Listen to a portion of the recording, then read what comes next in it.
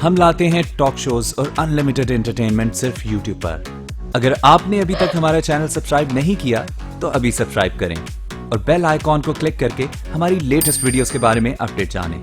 Subscribe कीजिए और हम आपको लिए चलेंगे आपकी फेवरेट वीडियो की तरफ।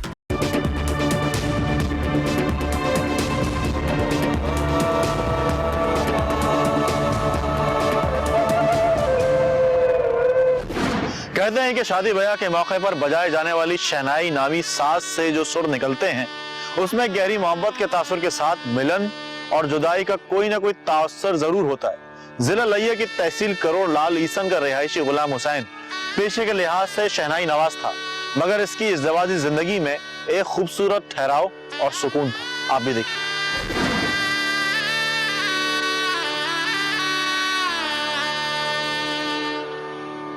गुलाम हुसैन रात के वक्त खुले आसमान के नीचे अपने आंगन में शहनाई बजा रहा था और उसकी बीवी उसके सामने खामोशी से सर झुकाए इस तरह बैठी हुई थी जैसे वो कहीं अपने माजी में खो गई हो। उसे याद आ रहा था कि जब निकाह के बाद उसके वालिदैन उसे रुखसत कर रहे थे तो उस वक्त उसकी माँ अपनी बेटी से लिपट कर रो रही थी और बूढ़ा गरीब बाप सब्र और तहम्मुल का मुजाहरा करने की नाकाम कोशिश कर रहा था। बाप ने बेटी के सर पर हाथ रखकर उसे रुखसत किया था और फिर उसे उसका दूल्हा उसका हाथ पकड़कर अपने घर ले गया था। कौसर ने अपने चचाजाद की दुल्हन बनने के बाद जब उसके घर में कदम रखा तो उसको एक बार फिर अपना घर याद आया। उसने हसरत भरी निगाहों से मुड़कर देखा और फिर नई जिंदगी के लिए आगे बढ़ गई थी।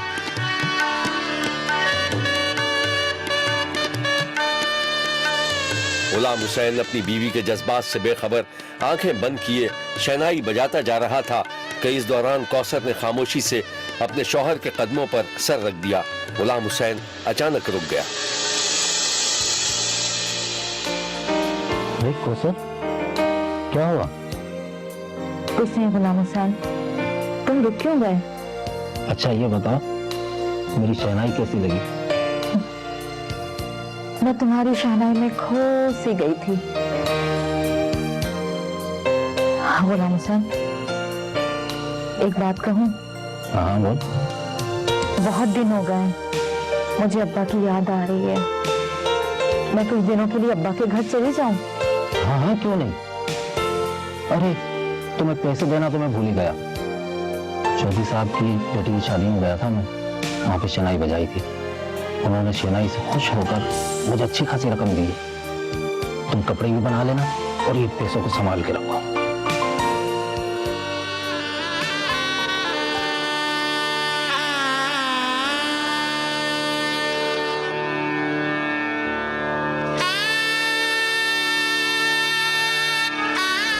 गुलाम हुसैन और कौसर की 10 बरस पहले शादी हुई थी। शादी के बाद इनके यहाँ 3 बेटे पैदा हुए। क्या अचानक गुलाम हुसैन के आंगन में गूंजने वाली शहनाई में ऐसी उदासी शामिल हुई कि जैसे किसी ने जादू कर दिया। शब्बीर ने देखा कि दोपहर के वक्त गुलाम हुसैन घर में शहनाई बजा रहा था कि इस दौरान गुलाम हुसैन की बीवी अपने शौहर को इशारे से ये समझाकर बाहर निकल गई कि वो अभी दर्जी को कपड़े देकर वापस आ रही है। गुलाम हुसैन ने भी इशारे ही में जवाब दिया था। गुलाम हुसैन की बीवी घर से बाहर निकली तो अभी तक उसके कानों में शहनाई गूंज रही थी।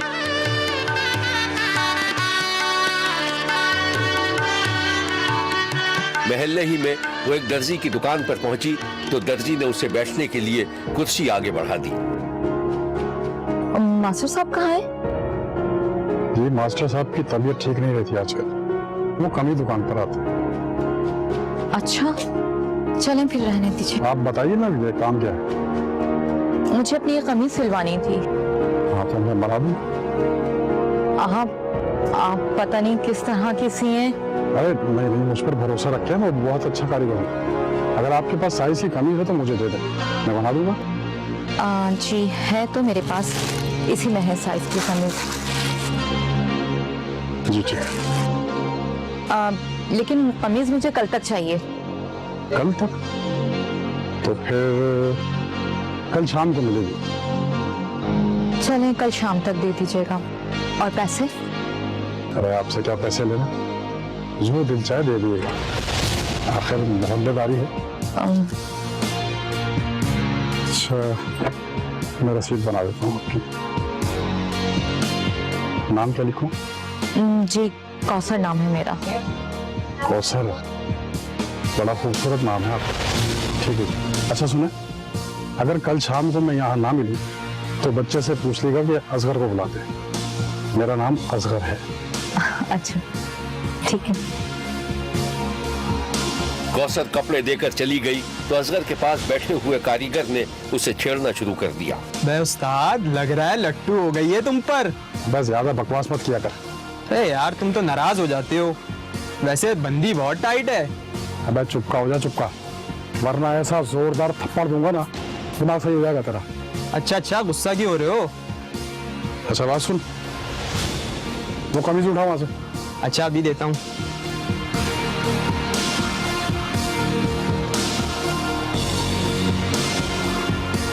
जा पठान को चाय बोल गया मेरे लिए। चाबी लेकर आता हूँ उस्ताद। हैरान कुन तौर पर असगर कौसर को देखते ही उस पर लट्टू हो गया और फिर आहिस्ता आहिस्ता उसने कौसर को पूरी तरह अपनी मोहब्बत के जाल में जकड़ लिया। एक दिन शब्बीर ने देखा कि कौसर असगर की दुकान पहुंची तो असगर हज़्म मामूल अपने काम में मसरूफ था। तुम फिर आ गई? तुम पागल तो नहीं? यहाँ मत आया करो इतना, लोगों को शक हो गया है। तुम समझती क्यों नहीं? मैं क्या करूं, मेरा दिल ही नहीं लगता तुम्हारे बगैर। मेरा दिल चाहता है मैं तुमसे बातें करती रहूं। अच्छा मैं तुम्हें फोन दे देता हूँ, ये मैंने तुम्हारे लिए लिया है। मेरे लिए? इसे छुपा कर घर ले जाना, रात को बात करें।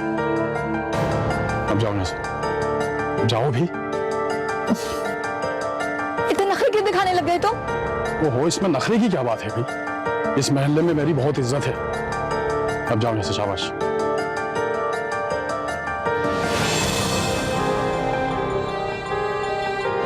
असगर और कौसर के दरमियान ताल्लुकात इस कदर बढ़ गए कि अब इनके दरमियान छुप छुप कर मुलाकातें भी होने लगी। कौसर का शौहर अक्सर रात को मजदूरी पर चला जाता था और फिर मौके इसका फायदा उठाकर कौसर अपने मुबैयन आशिक को घर पर बुला लिया करती थी। एक दिन शब्बीर ने यह भी देखा कि असगर कौसर के दरवाजे से बाहर निकल रहा था। अब मैं यहाँ नहीं आऊंगा, मुझे डर लग रहा है। अगर तुम्हारे शौहर ने देख लिया तो कयामत आ जाएगी। अच्छा अब तुम जाओ यहाँ से, बाकी बातें हम फोन पे कर लेंगे।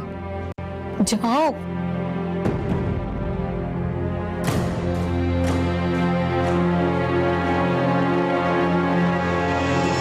एक दिन शब्बीर ने देखा कि कौसर का शौहर कमरे में मौजूद अलमारी में कुछ तलाश कर रहा था कि इस दौरान कौसर वहां आ गई। ये क्या किया तुमने? अलमारी के सारे कपड़े खराब कर दिए। अरे कुछ नहीं, ईद पर जो कमीज सिलवाई थी ना नई, वो ढूंढ रहा हूँ। एक शादी में जाना है। तुम हटो, मैं देखती हूँ। उफ, सारी अलमारी के कपड़े खराब कर दिए। ये लो, मुझे लगता है तुम्हारी आंखें कमजोर हो गई हैं। अच्छा अब जाओगे तो कब आओगे तुम? 2 बजे से पहले रुखसती नहीं होगी, देर हो जाएगी। गुलाम हुसैन एक बात कहूं, तुम्हें पता है ना कि मेरा तुम्हारे बगैर दिल नहीं लगता। क्या करूं, रोजी रोटी भी तो कमानी है ना। फिर भी तुम जल्दी आने की कोशिश करना। अरे मैं लाओ, इससे तो कर दूं। रहने दो, तुम अपना काम करो।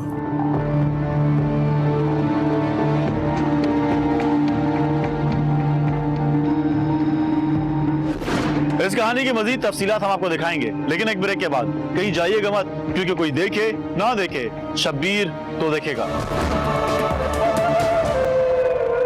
शब्बीर ने देखा कि गुलाम हुसैन तैयार होकर अपनी शहनाई लिए आंगन से बाहर निकल रहा था और कौसर अपने शौहर को रुखसत करके दरवाजा बंद कर रही थी। फिर शब्बीर ने देखा कि वो तेजी से दौड़ती हुई उसी अलमारी के पास गई जो बिखरी हुई पड़ी थी। उसने जल्दी जल्दी कपड़ों के ढेर में कुछ तलाश करना शुरू कर दिया। उसका दिल जोर जोर से धड़क रहा था। फिर जब उसे कपड़ों के ढेर से अपना मोबाइल फोन मिला तो उसकी जान में जान आई। उसने जल्दी जल्दी अलमारी में कपड़े ठूसे और असगर को फोन मिला दिया।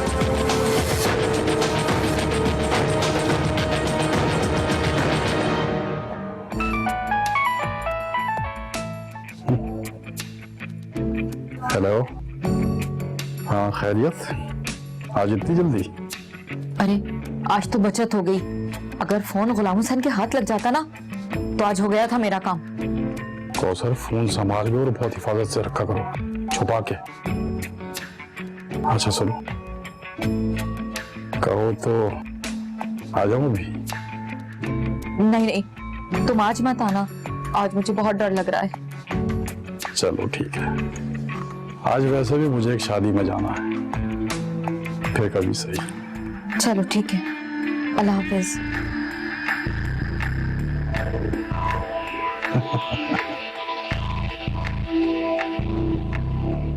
मामला तशवीशनाक हद तक बिगड़ते जा रहे थे।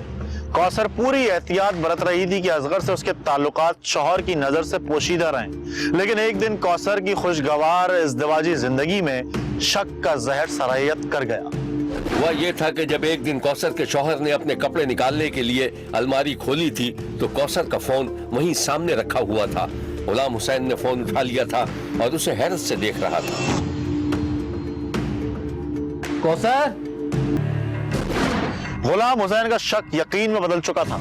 उसे पता चल गया था कि उसकी बीवी ने महल्ले के दर्जी से न सिर्फ दोस्ती कर रखी है बल्कि उससे मिलती भी है। कौसर ने अपने शौहर को कसमें खा खाकर यकीन दिलाने की कोशिश की थी, जिस पर गुलाम हुसैन मान गया था, लेकिन उसके दिल में पैदा होने वाले शक की चिंगारी अब तक एक शोला बन चुकी थी। उसने फैसला कर लिया था कि वो देखी आंखों मक्खी नहीं निकलेगा। एक रात असगर कौसर के घर में मौजूद था कि इस दौरान कौसर को शौहर की आहट महसूस हुई। कौसर ने असगर को जल्दी जल्दी अफरा तफरी में तख्त के नीचे छुपा दिया और फिर चेहरे पर मुस्कुराहट सजाए कमरे से बाहर निकल आई। सामने से उसका शौहर आ रहा था।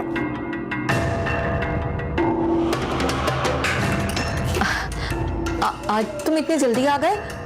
रुखसत इतनी जल्दी हो गई? हाँ यार, थक गया हूँ बहुत। एक काम करो, ये शहनाई रखो, मेरे लिए चाय बना दो अच्छी से।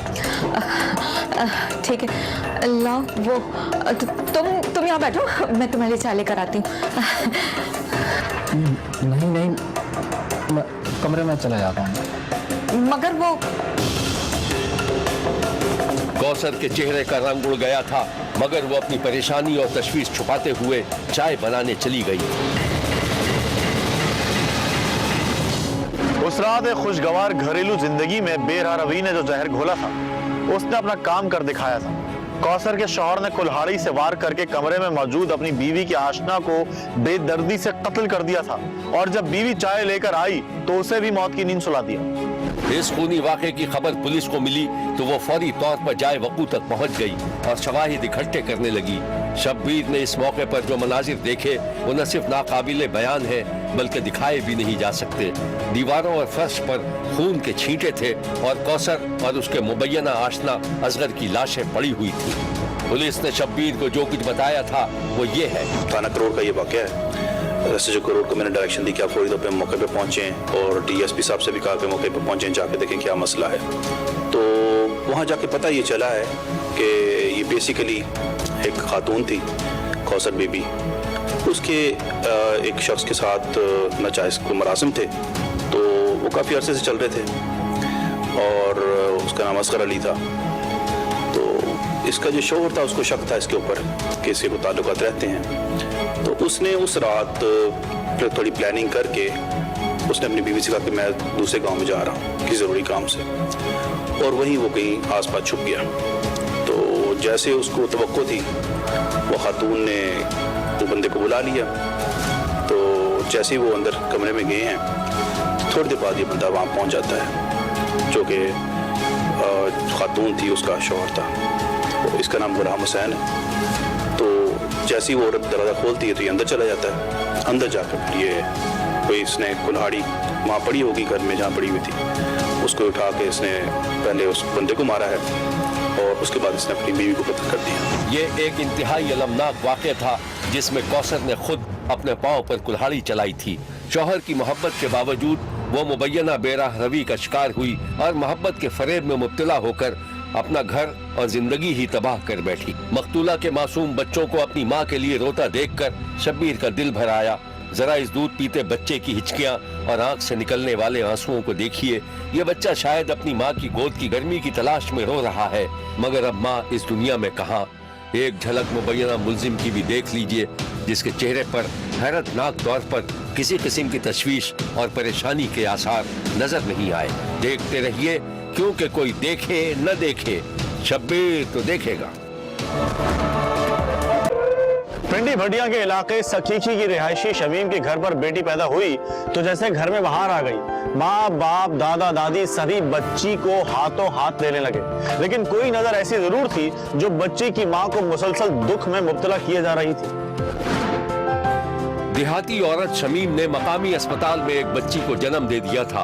शौहर बच्ची को गोद में लेकर उसे प्यार कर रहा था और शमीम की प्यार भरी निगाहें अपनी बच्ची और प्यार करते हुए शौहर पर मरकूज थी। इस दौरान नर्स ने आकर इत्तला दी कि जच्चा घर जा सकती है। शमीम को नर्स ने सहारा देकर उठाया और वो अपने शौहर के साथ अस्पताल से बाहर निकल आई। रक्शे में बैठने से पहले वो दोनों अस्पताल के बाहर खड़े होकर बातें करते रहे। देखो अल्लाह ने कितनी प्यारी बेटी दी है ना। अम्मी को फोन करके तो बता दें। अरे भाई, अम्मी को बताने की क्या जरूरत है, उन्हें घर जाकर अचानक से बताएंगे, ठीक है?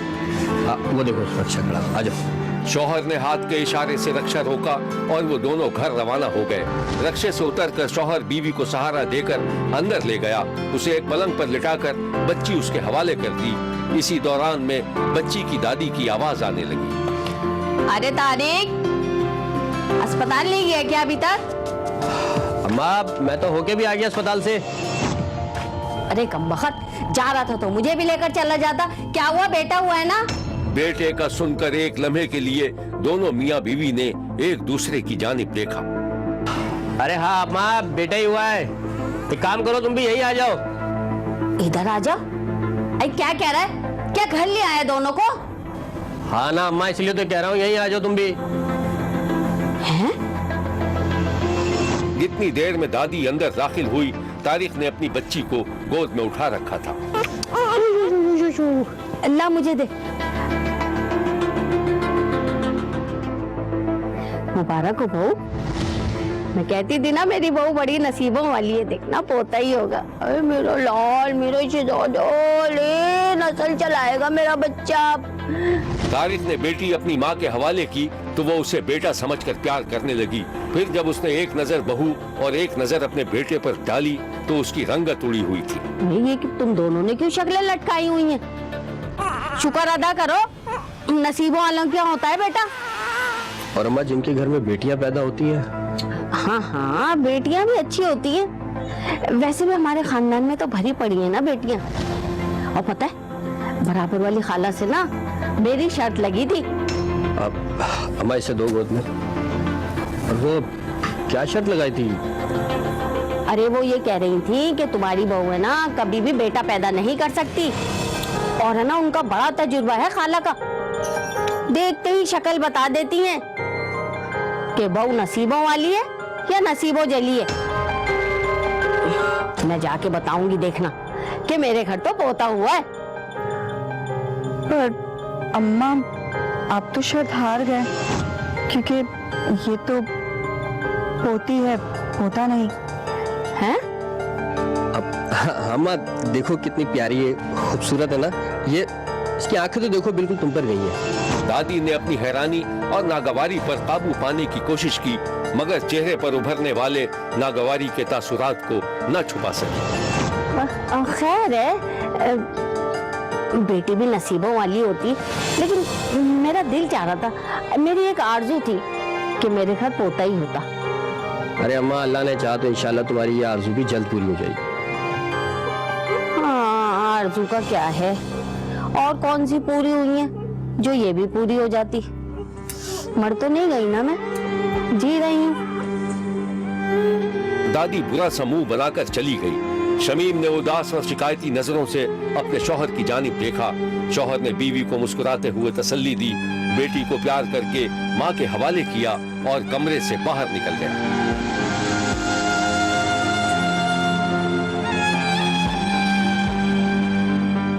शुरू में शौहर का रवैया बीवी के साथ अच्छा रहा, लेकिन आहिस्ता आहिस्ता उसके रवैये में भी तब्दीली आने लगी। सोने पर सुहागा ये हुआ कि तारिक की बीवी ने कुछ अरसे के बाद दूसरी बेटी को भी जन्म दे दिया। अब सास के तानों में मजीद शिद्दत और शौहर के रवैये में भी मजीद खिंचाव पैदा हो गया। एक दिन शब्बीर ने देखा कि शमीम तन्हाई में दरवाजा भेड़ कर रो रही थी कि ऐसे में उसकी 8 बरस की बड़ी बेटी कमरे में दाखिल हुई। वो खामोशी से माँ को रोता देखती रही और फिर खामोशी ही से माँ के पास पहुंच गई और उसकी गोद में सर रखकर आंखें बंद कर ली। बेटी को देखकर माँ का दिल भर आया और उसकी आंखों से मुसलसल आंसू बहते रहे। अभी वो बेटी को प्यार करने के लिए झुकी ही थी कि उसका शौहर कमरे में दाखिल हुआ। वो एक लम्हे के लिए ठिठक सा गया। बेटी को माँ की गोद में देखा तो उसके पास पहुंच गया और बेटी को इंतहाई हिकारत के साथ माँ से जुदा कर दिया। मरियम, क्या नौसत फैला रखी है? ओ मरियम, उठा यहाँ से, क्यों रो जा रही हो? बाबा, मैं तो नहीं रो रही। आइंदा अगर मैंने तुझे रोते हुए देखा ना, इतना मारूंगा याद करेगी। चल निकल इधर से। अच्छा बाबा। चल। तू क्यों अपनी नौसत बेटी पर डाल रही है? जब देखो रोज का एक नया तमाशा, मगरमच्छ की आंसू बहाना। तो क्या करूं मैं? हाँ, क्या करूं? दोनों बेटियों को मार डालूं जान से? बेटियां पैदा की ना मैंने, अल्लाह ने मुझसे पूछ के बेटी दी थी मुझे।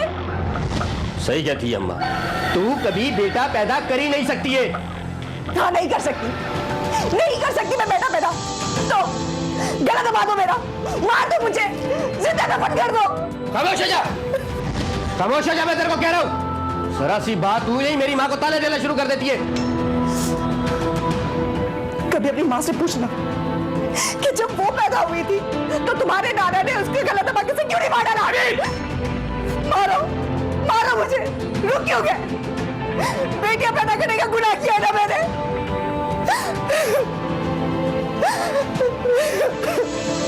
शौहर अपनी बीवी को हकारत भरी निगाहों से घूरता हुआ बाहर निकल गया।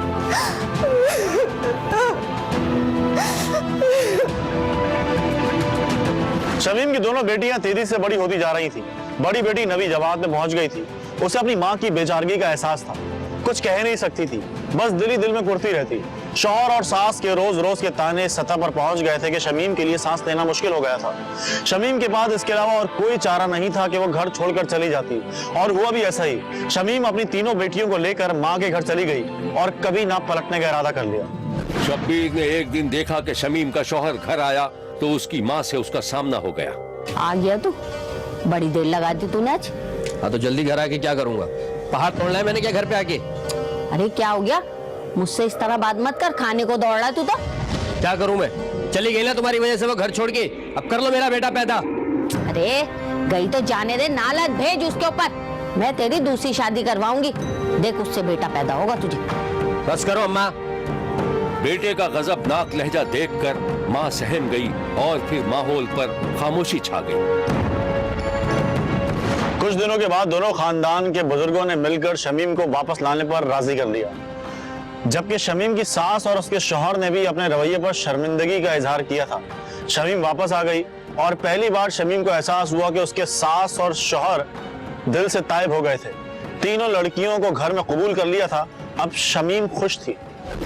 एक दिन शब्बीर ने देखा कि शमीम अपनी सास के बालों में तेल डाल रही थी और सास का मूड खुशगवार था। बेटा शमीम, तूने मुझे माफ कर दिया ना? मुझसे गलती हो गई थी, अल्लाह मुझे माफ करे। अम्मा कैसी बातें कर रही हैं आप? मुझे भी बेटे की ख्वाहिश है और मुझे अल्लाह पे पूरा भरोसा है। हाँ बेटा, एक और बात तुझसे कहनी है। और जो तू कुएं पे पानी भरने जाती है ना, मत जाया कर, इन दिनों जरा एहतियात करते।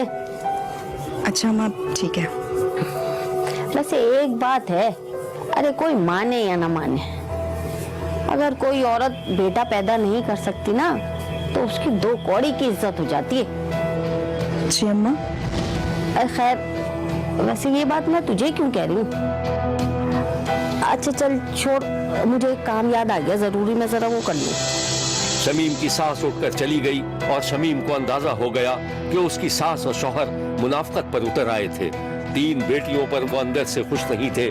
शमीम चौथी बार माँ बनने वाली थी और उसकी सास तावीज गंडों में पड़ गई थी ताकि बेटा पैदा हो सके। शब्बीर ने देखा कि शमीम एक नौमौलूद को चादर में लपेटे अंदर दाखिल हुई तो उसकी सास आंखें बंद किए हुए तस्बीह के दाने गिन रही थी।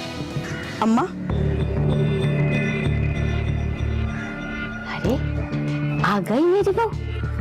हुआ ना बेटा, तावीज़ें करवाई थी मैंने कि बेटा ही होगा। ला दे मेरा पोता मुझे। सास ने नौज़ायदा बच्चे के लिए अपना हाथ बढ़ाया, लेकिन शमीम ने बच्चे को एक तरफ हटा लिया और खामोशी से बाहर के दरवाजे की तरफ जाने लगी।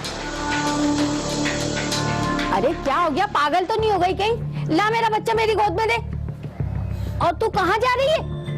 शमीम अपनी सास का जवाब दिए बगैर खामोशी से चलती रही। फिर उसने घर की दहलीज पर नौज़ायदा बच्चे को रखा और फिर ऐसे दौड़ी जैसे वो कोई अहम चीज कहीं भूल आई हो। सास ने नौज़ायदा को गोद में उठाया और जब बच्चे को टटोला तो एक लम्हे के लिए हक्का बक्का रह गई।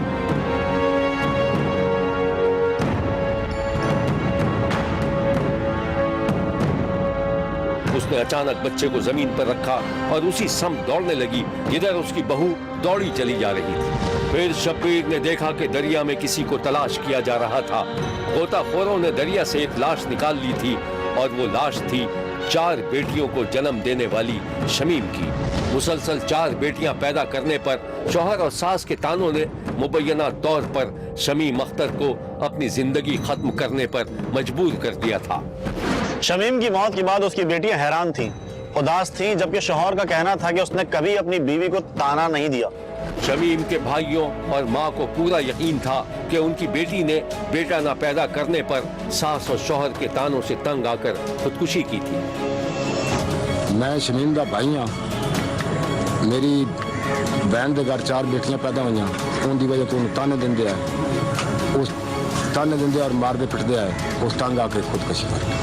ऐसे आया स्कूल अम्मी रखे मामू बाहर आया, मैं मिलन चली अगर सान नहीं पता के ना छलांग लगा दी। सर मेरी बीवी नाल मेरा कोई किसी मत का झगड़ा, कोई रंजिश नहीं। मैं अपनी बच्चियां नाल भी प्यार करना, अपनी बीवी नाल भी करता। ना ही मैं अपनी बच्चियां तो तंग आके बीवी नाल कभी तशद्दद किया, ना ही कभी मैं लड़िया। उन्होंने जो भी रंजिश हुई है, जो भी लड़ाई हुई है, उन्होंने बहन भाइयों नाल, उन्होंने माँ प्यो नाल हुई है, जिस वजह तो उन्हें आके ये खुदकुशी की है। शब्बीर ने बेटियों को मनहूस और बोझ समझने वाली सोच की शदीद मजम्मत की है और इस अलमनाक वाक़े पर गहरे दुख का इजहार किया है। देखते रहिए, क्योंकि कोई देखे न देखे, शब्बीर तो देखेगा।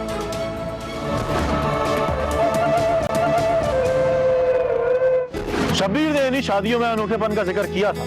ऐसी ही एक बारात शब्बीर ने शुजाबाद में भी देखी है, जिसमें आम बारातियों की तरह नोटों की बारिश तो की जा रही थी, मगर ये नोट पाकिस्तानी नहीं थे। ये है वो बारात जिस पर शब्बीर की अचानक नजर पड़ गई थी। तहकीक करने से पता चला कि मुल्तान की तहसील शुजाबाद की रिहायशी मोहम्मद अरशद की शादी खानपुर की रिहायशी एक लड़की से हो रही थी। बारात में रिवायती धूम धड़क्का तो था ही, लेकिन जब बारात लड़की के घर पहुंची तो लोग हैरान रह गए। ऐसा लगा दूल्हा मियाँ पर कायदे आजम वाले नोटों के बजाय अमरीकी डॉलर और रियालों की बारिश की जाने लगी। फिर क्या था, डॉलर और रियाल की मांग ऐसी बढ़ी कि बारातियों में छीना झपटी के मनाजिर भी दिखाई देने लगे।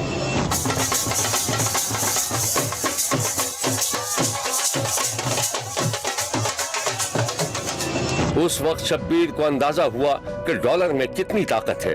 ढोलक की थाप पर डॉलर और रियाल बरसते रहे, लोग झूमते गाते भी रहे और गैर मुल्की करेंसी छप्पर भी करते रहे।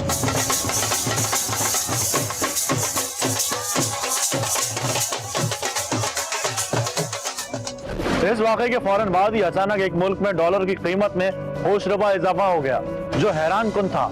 हालांकि बारातियों ने डॉलर की कदर कीमत मलियामेट करने में कोई कसर नहीं छोड़ी। शब्बीर को गुमान था कि बात डॉलर और रियाल ही पर खत्म हो जाएगी, लेकिन साहब दूल्हा वाले शायद हातिम ताई के रिश्तेदार थे। उन्होंने बारातियों में डब्बा पैक मोबाइल फोन भी धड़ल्ले से तकसीम कर दिए।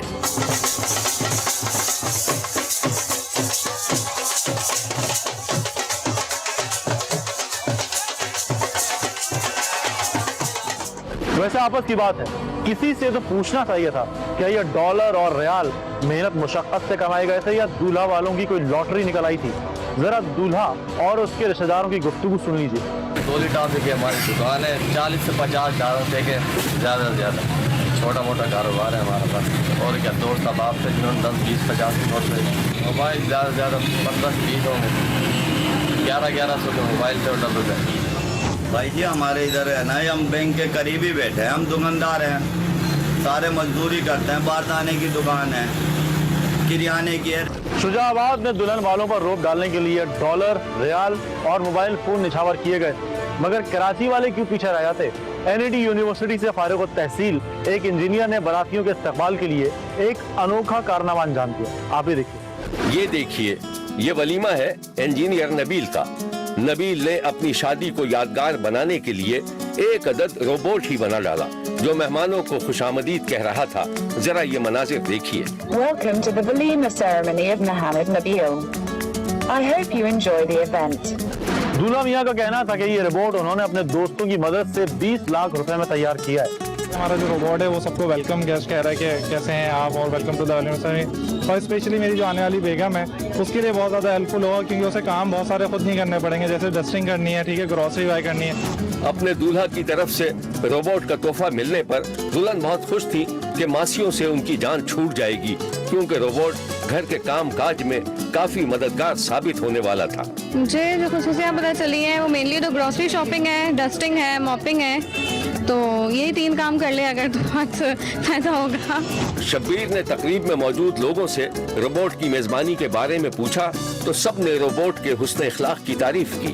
उसने हमारी तरफ हाथ बढ़ाया, उसके बाद हमसे वो मिला, उसके बाद उसने हमसे पूछा आप कैसे हैं। लोगों का जो एक्सप्रेशन है ज़्यादा यही है कि मतलब ये क्या खड़ा हुआ है रोबोट, मतलब तो वो अच्छा लग रहा है, एक्साइटमेंट हो रही है लोगों के, ऐसी मतलब कुछ न्यू है कि लग रहा है कि किसी इंजीनियर की शादी है। अगर भाभी जो हैं वो बैठी हुई हैं, थक कर आई हैं ऑफिस से, ठीक है, और वो चाहती हैं कि उनको जो है वो पानी का गिलास चाहिए, तो ये उनके लिए पानी का गिलास लेकर आ जाएगा। शब्बीर ने भी इंसानी जज्बात और एहसासात से भरपूर इस रोबोट को दिलचस्पी से देखा और सोचने लगा कि शायद दूल्हा मियां ने ये रोबोट शादी के बाद अपनी घरेलू जिम्मेदारियों का बोझ कम करने के लिए इजाद किया था। वैसे अगर देखा जाए तो दुल्हनों की नजर में अच्छे दुल्हाओं का जो तस्वुर है वो भी किसी रोबोट के तस्वुर से कम नहीं, यानी बेगम साहिबा के हर हुक्म पर लब्बैक कहने वाला मियां ही सुकून और चैन की जिंदगी गुजार सकता है। शब्बीर ने दूल्हा मियां को अपनी शादी यादगार बनाने के लिए खिदमत गुजार और घर दामाद टाइप रोबोट बनाने पर मुबारकबाद दी है और सदा खुश रहने की दुआ भी। देखते रहिए, क्योंकि कोई देखे न देखे शब्बीर तो देखेगा। शब्बीर का कहना है कि वो देख रहा है और मुसलसल देखता रहेगा। मुल्क भर से मजीद कहानियों और उनकी तफसीलात के साथ फिर मुलाकात होगी, देखना ना भूलिएगा, क्योंकि कोई देखे ना देखे शब्बीर तो देखेगा। अगर आप अपने इर्द गिर्द होने वाले किसी गैर मामूली वाक़े से शब्बीर को आगाह करना चाहते हैं तो SMS करें SAB लिख कर स्पेस दें और अपना मैसेज अपने शहर और नाम के साथ 247 पर भेज दें। फैक्स करने के लिए हमारा नंबर है 021-3580-3820। खत लिखने के लिए हमारा पता है 5 express way of Korangi road, Karachi. Express news Shabbir तो देखेगा।